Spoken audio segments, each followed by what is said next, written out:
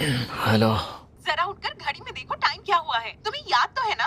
पक्का ही तुम ही हो ना जिन्वू? क्या हुआ? तुम्हारी कोई गर्लफ्रेंड नहीं है ना? कहो तो मेरी किसी फ्रेंड से बात चलाओ। ज्यादा उड़ो मत, समझी?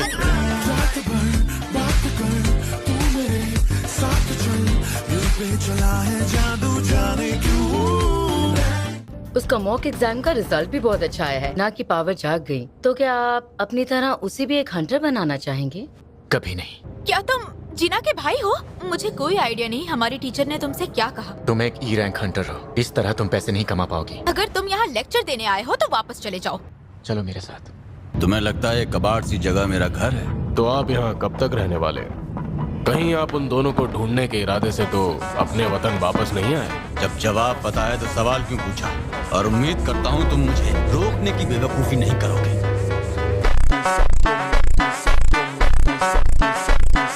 तो इनके पंख भी थे। ये दानव अब उड़ने के काबिल हो गए हैं। हाँ, काफी वक्त बीत गया। मुझे तो लगा था हम फिर कभी मिल ही नहीं पाएंगे मिस्टर संग। वैसे आपकी टाइमिंग कमाल की है। और कितनी देर बातें करने का इरादा है? ये है किम चुल, एक ए रैंक हंटर। ये तो हद है। कहाँ मैं इन ई रैंक्स वालों के साथ फंस गया। लगातार रेड्स के खतरे को जानने के बाद ये अपना फैसला बदल लेगी। सब चलने के लिए तैयार? बार बार कहने की जरूरत नहीं।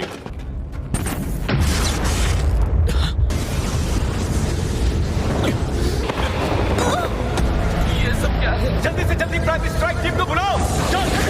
गेट अचानक गायब कैसे हो गया? और हम इस वक्त हैं कहाँ पर? वो एक रेड गेट था। अच्छा ये सी रैंक तय खाना है तो? वो सभी बहुत ऊंचाई पर है और काफी दूर भी।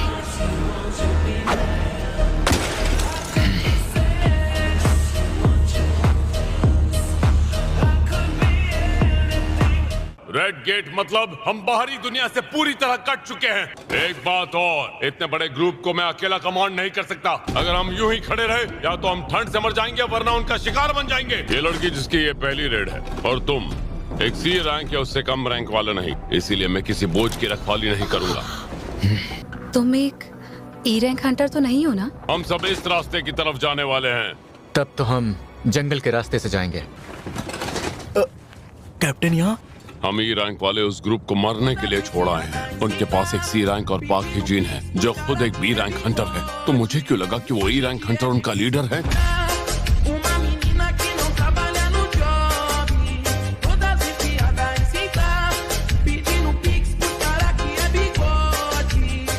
तुम सबको जिंदा रहने पर फोकस करना होगा। ये देखो पंजों के निशान। ये जरूर बर्फीले भालुओं का इलाका होगा। अगर ये इलाका वाकई भालुओं का है तो हमें यहाँ सिवाय उनके किसी और की फिक्र करने की जरूरत नहीं। हाँ मैं समझ सकता हूँ, पर पहले हमें यहाँ की ठंड से बचना होगा। सबके लिए मेरे पास एक एक है। अब ये किस तरह का जादू है? सच बताओ मिस्टर, तुम हो कौन? मैं तुम्हें यहाँ लेकर आया हूँ इसलिए तुम्हें महफूज रखना मेरी जिम्मेदारी है। ना किसी चीज के बारे में कुछ कहना और ना ही कभी कुछ पूछना। टाइटल। अब तो सब कुछ हंटर किम के हाथों में है। लगता है जैसे व्हाइट टाइगर गिल्ड के सारे चमचे यहीं पर जमा हैं। तुम यहाँ क्यों आए हो? तुम्हें तो अमेरिका में होना चाहिए। व्हाइट टाइगर गिल्ड गेट के अंदर ई रैंक हंटर आखिर करने क्या गया है? हमारा तजुर्बा हमेशा यहाँ काम आता है। देखा जाए तो हम पर हमले होने काफी हद तक बंद हो गए हैं। क्या इसका मतलब ये है कि हंटर संघ ने यहाँ के सभी भालुओं को मार दिया है? ये मुकाबला बराबरी का लगता है।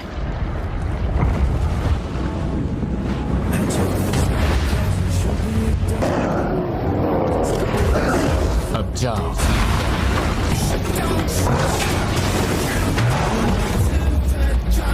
बार बार जिंदा होने वाले सिपाही, ये तो मेरी उम्मीद से भी बेहतर निकले।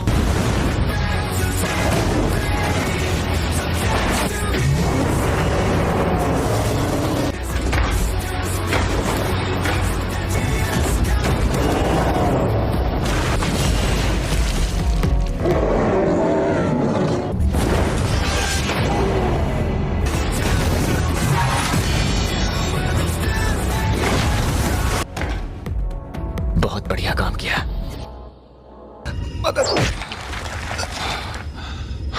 ऐसा बिल्कुल नहीं हो सकता। उन लोगों को गए कितना वक्त हो गया? यही लगभग 3 घंटे। तब तो समझो ये जिन्वू संग मारा जाएगा। इस वक्त तुम्हारी स्ट्राइक टीम के साथ अंदर क्या कर रहा है? वो एक सी रैंक रेड देखना चाहते थे। तू क्या मुझे बेवकूफ समझता है? अपना हाथ उसके गले से हटाओ।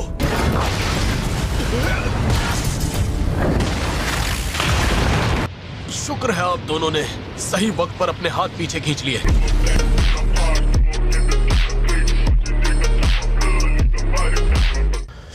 वो जिन्वू एक ई रैंक हंटर ही है, मेरा यकीन कीजिए।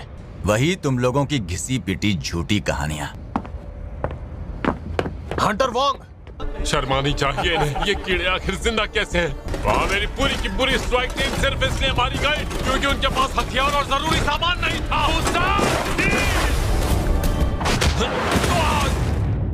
तुम जैसे कीड़े अब तक जिंदा है, क्या कहा तुमने? जो बहुत ताकतवर है, इसलिए ये अपनी ताकत आजमाने आया है।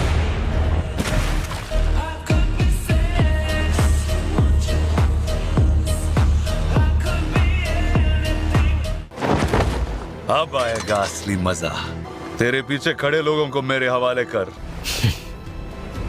बिल्कुल भी नहीं। तू अकेला है जबकि मेरे साथ मेरी पूरी सेना है। तू मुझे बोर कर रहा है।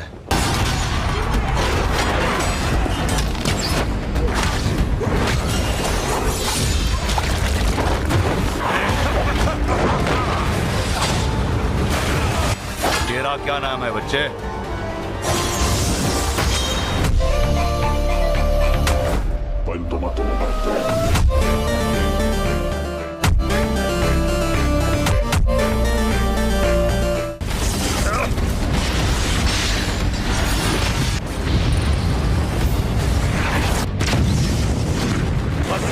दम था क्या तेरे सेना में? Arise.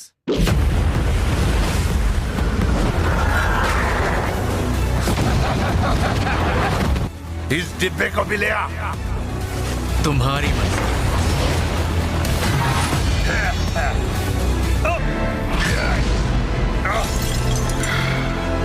कुछ भी खत्म नहीं होता।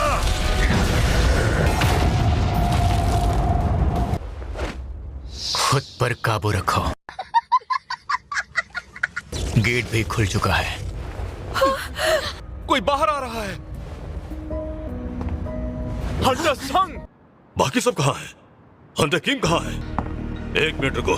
तो बेहतर होगा कि तुम मुझसे थोड़ी इज्जत से बात करो।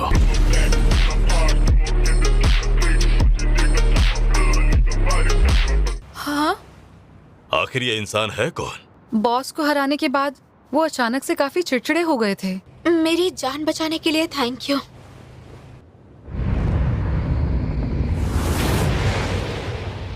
इतनी कोशिश के बाद भी उसकी परछाई नहीं खींच पाया। ऐसा तीसरी बार हुआ है। जिन्वू तुम्हें इतनी तकलीफ दी उसके लिए सॉरी। तुम कल